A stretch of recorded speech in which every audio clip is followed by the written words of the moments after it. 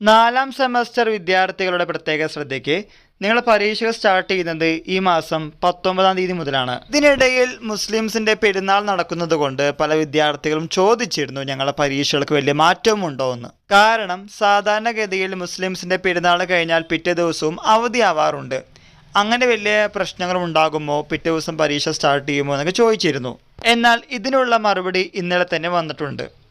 17-ാം തീയതി ജൂൺ മാസം 17 തന്നെയാണ് മുസ്ലിംസിൻ്റെ പെരുന്നാൾ അഥവാ ബക്രീദ് ആഘോഷിക്കുന്നത്. പിറ്റേ ദിവസമല്ല നിങ്ങളുടെ പരീക്ഷ സ്റ്റാർട്ട് ചെയ്യുന്നത്.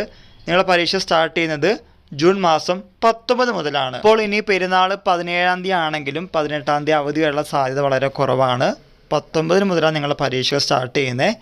എല്ലാം കൂട്ടി വായിക്കുമ്പോൾ നിങ്ങളുടെ പരീക്ഷകൾക്ക് പെരുന്നാൾ പ്രമാണിച്ച് മാറ്റമൊന്നും ഉണ്ടാകില്ല. ആ കാര്യം മനസ്സിലാക്കി പഠിച്ച് മുന്നോട്ട് പോവുക. ഇന്ന് ജൂൺ മാസം 8-ാം തീയതി ആയിട്ടുണ്ട്. ഇനി കേവലം 10 ദിവസമേ നിങ്ങളുടെ പരീക്ഷയ്ക്കുള്ളൂ. പല കാരണങ്ങൾ കൊണ്ട് പരീക്ഷ മാറ്റിവെക്കുമെന്ന് ചോദിച്ചിരുന്നു. അതുകൊണ്ടാണ് നമ്മൾ ഇങ്ങനത്തെ വീഡിയോ ചെയ്യുന്നത്. ഇനി പെരുന്നാളിൻ്റെ അവധിയുമില്ല, ബാക്കിയുള്ള കാര്യങ്ങളായിട്ടൊന്നും വന്നിട്ടുമില്ല. അതുകൊണ്ട് ഈ ദിവസങ്ങളിൽ നന്നായി പഠിച്ച് മുന്നോട്ട് പോവുക.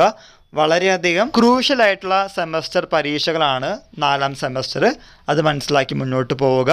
നിങ്ങളെ കൊല്ലം കൂടുതലാക്കാൻ ഇടവരുത്തരുത്. 3 വർഷത്തിൻ്റെ ഡിഗ്രി 4 വർഷമോ 4.5 വർഷമോ ആവാതിരിക്കാൻ ഈ പഠിപ്പ് നിങ്ങളെ സഹായിക്കട്ടെ. ഈ കാര്യം നിങ്ങൾ മനസ്സിലാക്കി നിങ്ങളുടെ ഫ്രണ്ട്സിനോട് പറയുക. എല്ലാവർക്കും ഒരിക്കൽ കൂടി നന്ദി, നമസ്കാരം.